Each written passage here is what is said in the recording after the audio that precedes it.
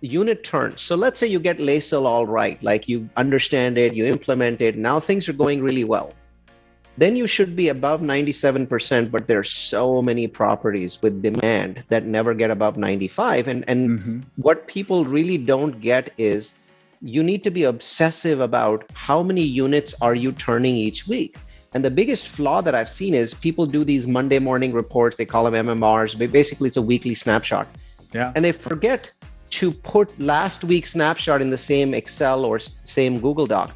So what we do is we make our property manager copy the entire tab over into a new tab every single week. Because guess what we're doing when we're in the meeting, when they come in and say, oh, we turned over 2 units this week, and we go back the last 3 weeks and we total up the 4 weeks and divide by 4. Now we get a 4-week average of turn. Mm-hmm. And we've got minimum expectations of how many units they have to turn.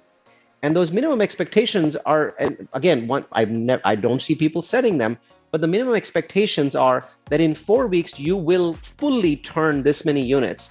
And the way we benchmark you on that is we know what date the tenant moved out. We know what date the tenant moved in.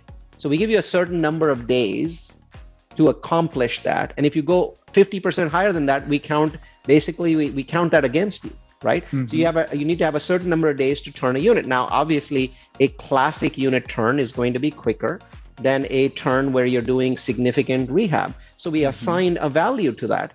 And so what I find there is that most property managers really need to be pushed very, very hard on getting their unit turns done in time, whether that's a classic turn in a week or it's a rehab in 3 weeks. Mm-hmm. And people are just not tracking that. We've got a system for tracking it. We're assigning value to it. We're telling them, when we hired you, you said, okay, I take a week to do this and I take 2 weeks to do that.